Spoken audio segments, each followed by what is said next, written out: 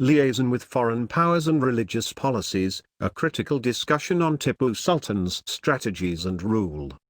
Tipu Sultan is one of the most conversed rulers of medieval South India.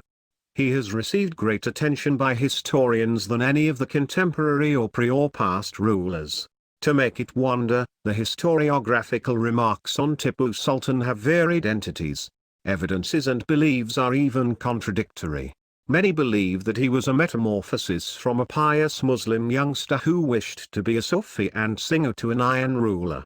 Some others consider him as very bright and mighty ruler from the beginning of childhood life itself. All these contradictions of beliefs and evidences are visible in his religious policies and attitude also. Many historians nomenclature him a very perfect secular ruler and some others consider vice versa. Another part of historians consider the Sultan a practical ruler with mighty steps in the case of religion. Anyway, all are considering Tipu as a strong supporter of Islamic ideology and Muslim life. The pious Muslim need not be a fanatic or fundamentalist, but differences of opinions are there in this aspect. Whether Tipu a secular or religious fanatic or fundamentalist remain as a question to answer critically. The textbooks of Kerala, both at school and college level, brighten Tipu a secular ruler and king against foreign rule in South India. The textbooks gave him the role of a freedom fighter, who fought a lot against British. This paper tries to discuss the facts or truths of Tipu's attempts against foreign rulers and his benchmarks in Kerala. The paper zeroed in on the religious marcos of Tipu in Malabar. It is his religious policies during his reign are discussed. A brief note of Tipu's rule. Tipu Sultan had ruled his kingdom only for 16.5 years, from December 7, 1782 to May 4, 1799. The territory of Malabar was under his effective control only for a short period of 8 years. It is not the duration, but the varied stabs make the reign different.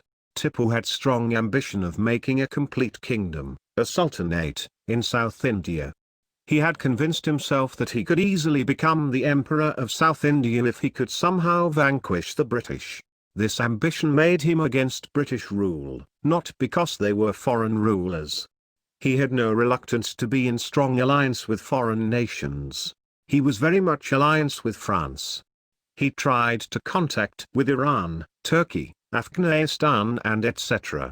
Because of his intense and British attitude, the so-called progressive historians have made a vain attempt to paint Tipu Sultan as a great national hero. Actually, he was not against the foreign rule.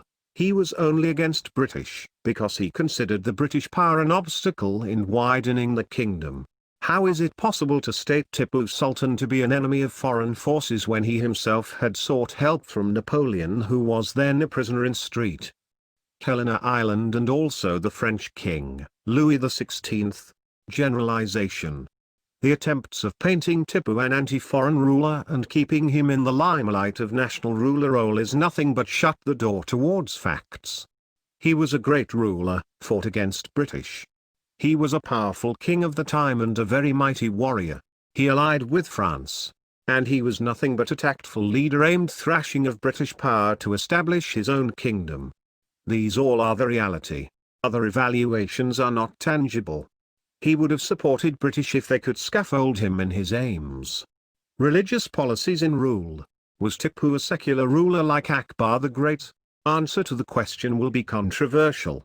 Tipu is being considered by many historians as a great secular ruler and a splendid supporter of Hindu temples. But, evidence for this statement is scarce. Tipu believed in astrology. He consulted with astrologers of Ranganthana temple, Srirangapatana, before his every administrative or war attempts. He gifted the astrologers with lots of money. It is just because of his admiration on astrologers and not because of positive-mindedness towards Hindu customs and temples, believing, according to the predictions of astrologers, that he could become the undisputed ruler of the whole of South India, after defeating the British. He performed all the suggested rituals in the Sri Ranganatha Swami temple, besides giving costly presents to the astrologers. These are taken into account by many of the historians that he was fond of with Hindu priests. This was nothing but a personal awarding for his satisfactions, never a symbol of attitude towards non-Islamic religions. Evidences are not available and some sort of oral stories for Tipu's contributions to temples. At the same time they have evidence for his cruelties against temples and Hindu habitat along with temples. The reputed historian, Lewis Rice, who wrote the history of Mysore after going through various official records, stated thus: in the vast empire of Tipu Sultan on the eve of his death, there were only 2 Hindu temples having daily pujas within their Srirangapattanam fortress. It is only for the satisfaction of the Brahmin astrologers who used to study his horoscope that Tipu Sultan had spared those 2 temples. The entire wealth of every Hindu temple was confiscated before 1790 itself, mainly to make up for the revenue loss due to total prohibition in the country. Tipu cooperated with Muslim rulers of his time like Tipu Sultan, Bijapur Sultan and Nizam of Hyderabad. Tipu beseeched assistance of Muslim countries like Persia, Afghanistan and Turkey. He did not consider the Hindu rulers of Maharashtra, Coorg, and Travancore. There have no evidence for his cooperation with any one of the Hindu rulers of his time. At the same time, Tipu made regular contacts with Muslim rulers through personal visits, messengers and letters. His letters explain that he wanted to establish Islamic rule in the kingdom. There had 2 major reasons for Tipu to abstain from Hindu rulers. One is that he did not believe on the credibility of Hindu rulers. He was even skeptic on Purnaya, his own minister who helped him with almost 1 lakh soldiers and bumper of wealth. Another reason that he wants to establish Islamic rule in entire South India, and for that the Hindu rulers must have to be abashed first. A letter written by Tipu Sultan of Kurnool saying that he was proud to inform his attempts to attack Travancore with the aim of looting the largest wealth of the non-Muslim ruler and also intending to convert at least 2 lakh Hindus to Islam. He highlighted this as an attempt to establish holy rule in a vast kingdom.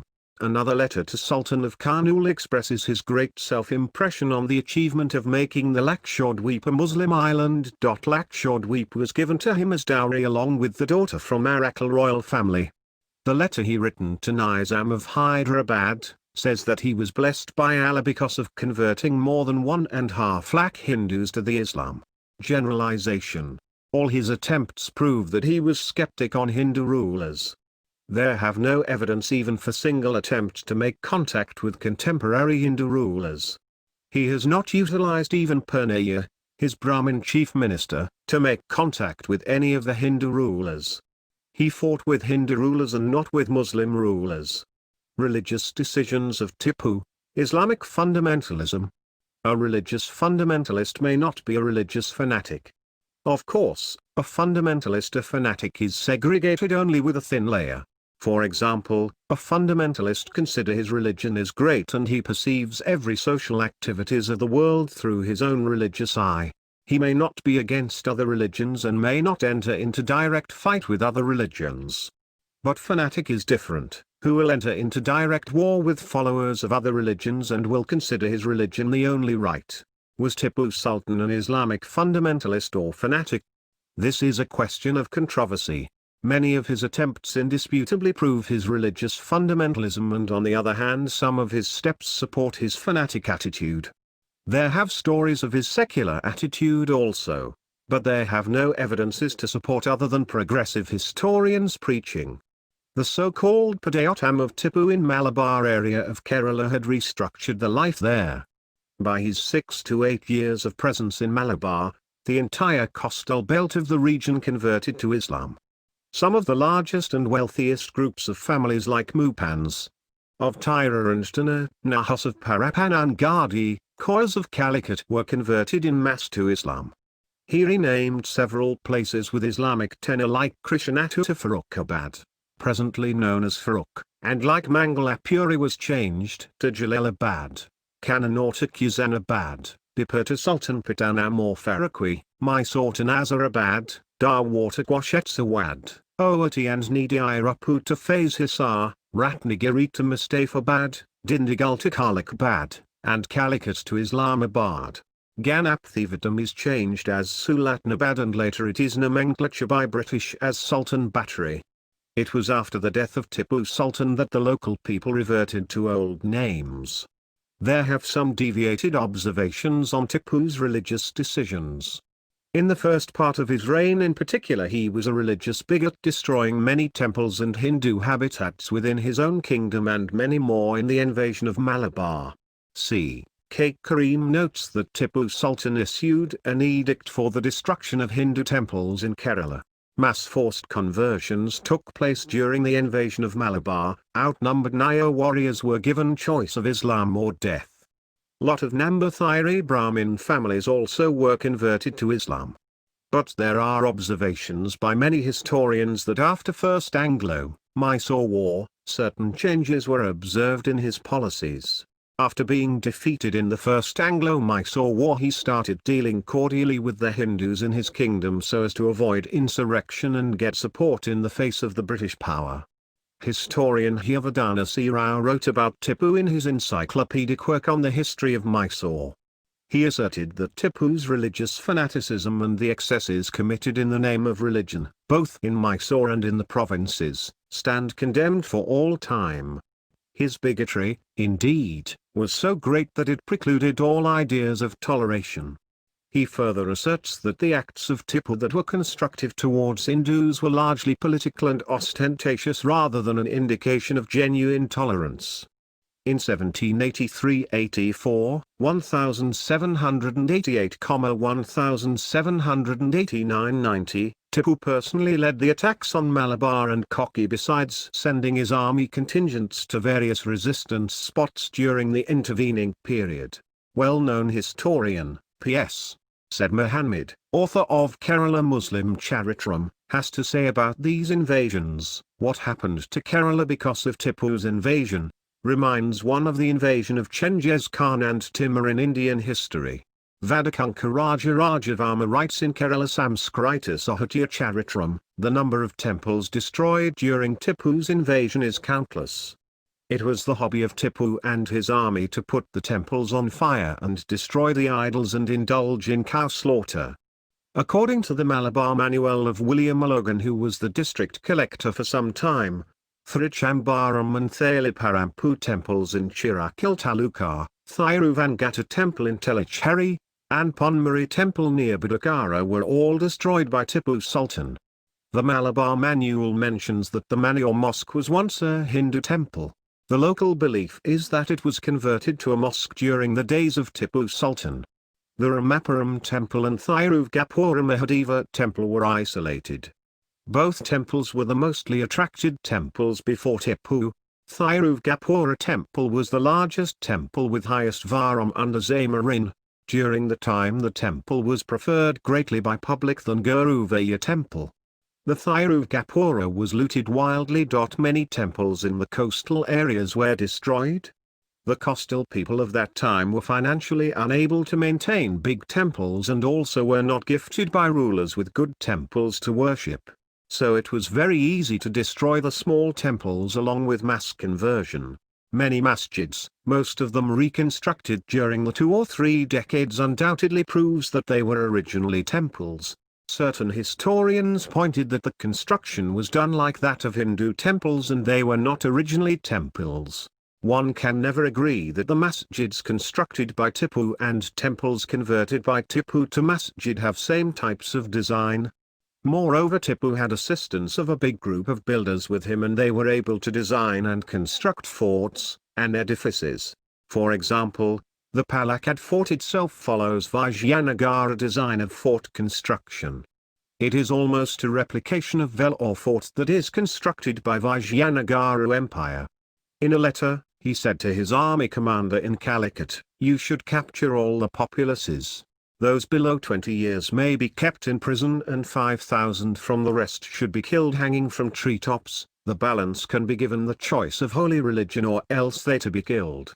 Writing on January 19, 1790, to Badruz Zaman Khan, he said, "I have achieved a great victory recently in Malabar and over 2 lakh Hindus were converted to Islam. The coastal belts of Malabar were experienced mass conversion to Islam during the period of Tipu. The coastal people, who were considered lower caste people of Hindu religion and lived a very pathetic life, was ready to convert to any ideology that may help them a little to lead a good life. This might have helped Tipu to act with his attempt for mass conversion. Our marginalized community among the Muslims. They are fond of with their own culture and practices and institutions. Very rarely they can marry from inner-land Muslims. Most of them are matriarchal. All these steps are evident to his attempts of Islamization of kingdom. The experts in historiography observe that he was secular because he built temples in fort. The Palakkad fort has a temple inside, which worships Anjaneya. Anjaneya is a synonym to Hanuman, but was a new term to the Palakkad people. Moreover, the indigenous people very rarely worshipped Hanuman. Of course, there had very old Hanuman sub-temples at Thiruvallumala, Kalpathi and at Melamuri, along with the main temples of Srirama. The term and worship of Anjaneya was carried by soldiers or sepoys of Tipu from Karnataka itself. There is another chance that the temple was named like that by the demand of Purnaya. Brahmins worshipped Hanuman with the name Anjaneya. The temple he might have built for his soldiers and not for the indigenous people of the place where he conquered.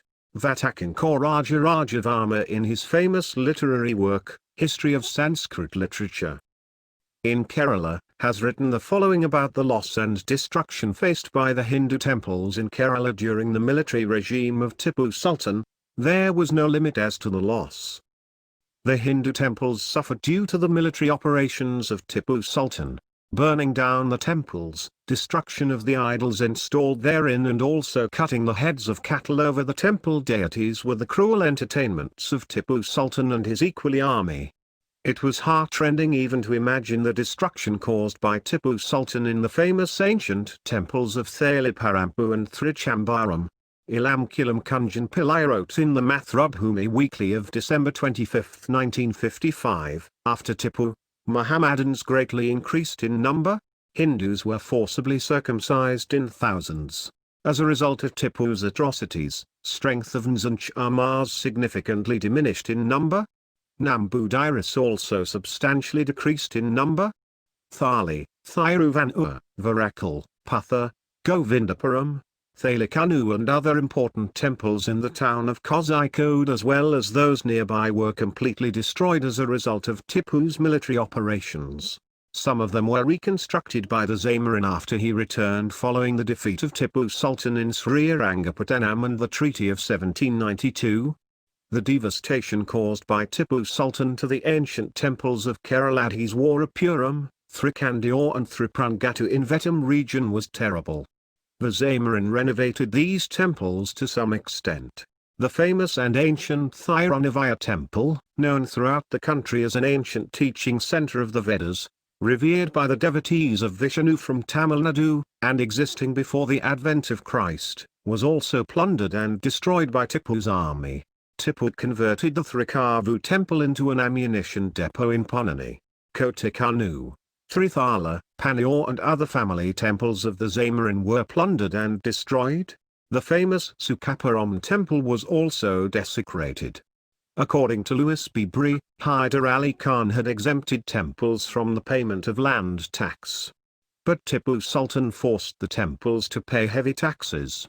The famous Himambika temple at Kalpathi of the Palghat Raja who had surrendered to Hyder Ali Khan, the Kakamgarisi temple of the Kolamkottu Raja who had deserted the Zamarin and sided with Hyder Ali Khan, and also the Jain temple at Palghat suffered serious damages due to the policies of Tipu Sultan.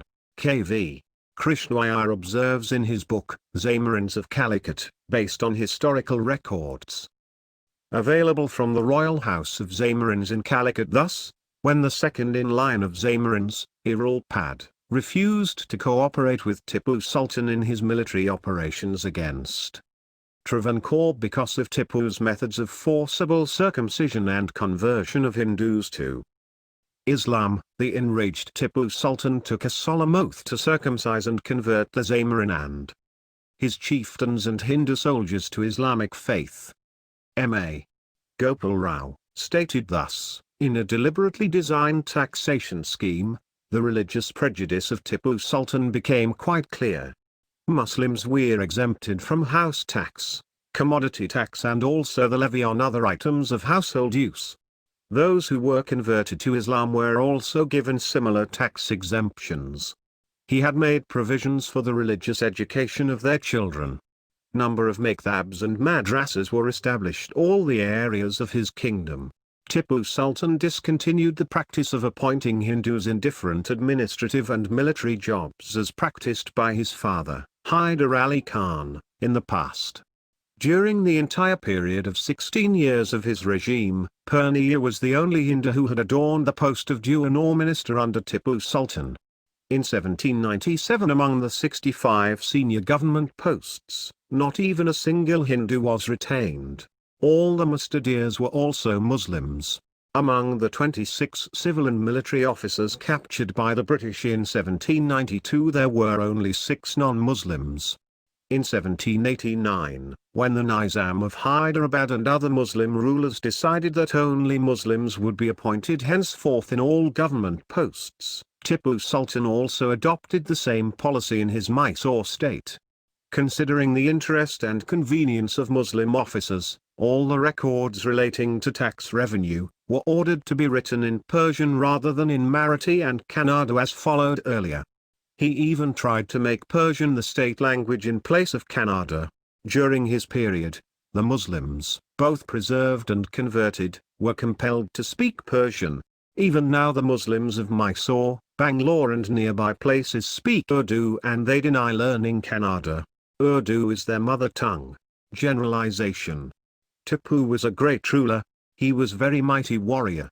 He conquered a big area of South India, that extends from modern Andhra, Karnataka, Tamil Nadu, Lakshadweep, and Kerala. He became able to enact the same type of rule all over his kingdom. He got support of all type of soldiers. Historic notes of his cremation that assembled by thousands of people irrespective of religious belief acclaim his public support. At the same time, one can never shut eyes towards his policies towards foreign countries and non-Muslim people. He was a strong devotee of Islamic beliefs. His religious policies have a very thin patrician of Islamic fundamentalism and fanaticism. His policies paved the way for large spread of Islam in Kerala. The mass conversion of Hindus to Islam was the result of Tipu's Padayottam. He may be read as secular by many, and that may have desirable social effect, but it is not historically factual and truth. Tipu should be studied more with unbiased outlook by historians.